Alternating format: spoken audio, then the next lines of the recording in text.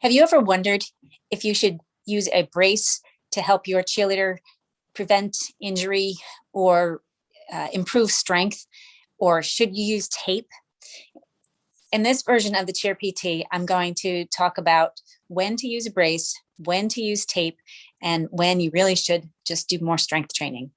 I'm Laura Turner, and I help you reduce injuries for cheerleaders while developing a love for how their body moves through exercise and movement. I've heard a lot recently on different forums that people are questioning whether or not they should use what kind of brace they should use, and recommendations for using tape instead of bracing. So let's clarify some reasons why you should use either one.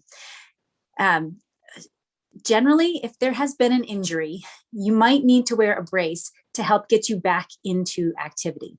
The brace will help you to immobilize the joint that you're using it on. So for an ankle or a wrist, if you've had a sprain, it can be helpful to stabilize and prevent that joint from moving too much. That's generally prescribed after there's been an injury and we're trying to get people back into the athletic activity that they're working on. That can be very helpful as you're starting out and getting back, but it's not meant to take the place of strength training.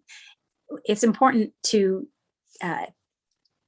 be able to get the mobility back and to build strength around that particular joint. When we don't do that, then it sets us up actually for more weakness in the long run. So how do you know if you should use that? Well, if there's been an acute injury, there's been a sprained ankle, then it's going to be important to brace it as you first get back. It means you have to do exercises outside of practice and outside of when you're using it, and kind of gradually wean out of using that brace. But it can be very helpful as you're starting back in. It should not be used as a form of providing strength and allowing, like I've heard, people have recommended using a brace to help with wrist braces to help with basing because they're having trouble holding a stunt. That means they're not ready to do the stunt, and that should actually get regressed. A lot of times my cheerleaders used to run and ask the trainer for athletic tape and have them tape the wrists or tape their ankle. Now, tape can be very effective at preventing pain or creating decreased motion.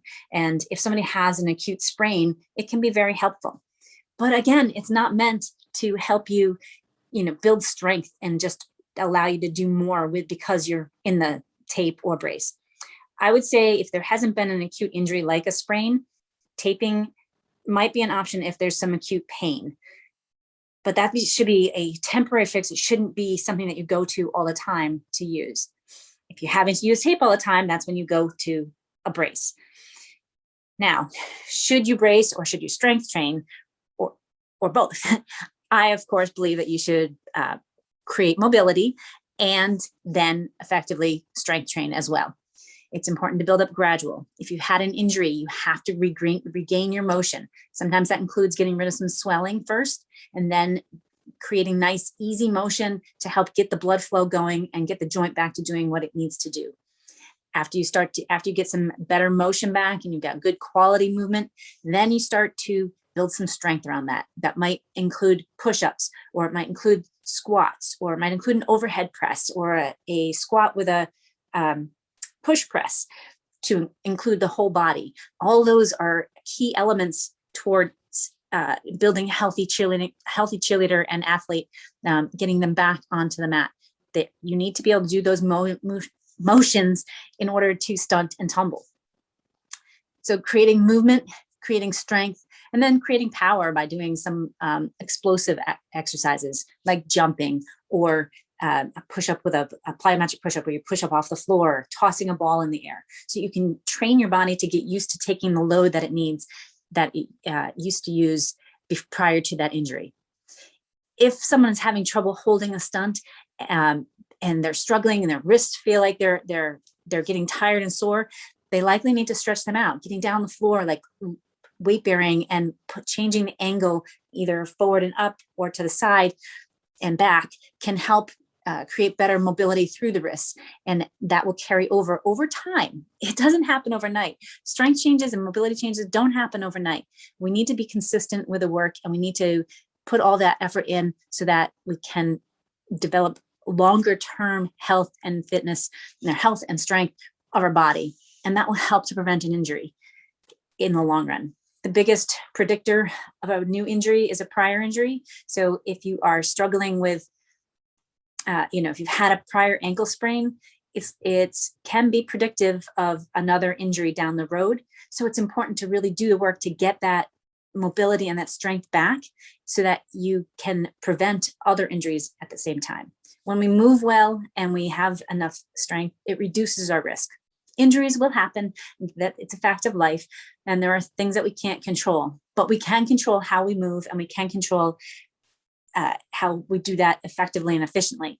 And if we take the steps to make that better, then everything will be better in the long run. If you'd like more healthy cheerleading tips on how to keep your athletes safe and on the mat, head on over to the Healthy Cheerleading Group. There's a link down below, and we will continue the discussion, and I answer specific questions. If you would like to, if you'd like me to talk more about specific injuries or treatments suggestions for a specific problem, leave that comment below too, and I will be sure to address that in a future episode. Thanks for joining us today. Don't forget, when in doubt, breathe it out, take it one step at a time, and have a nice day.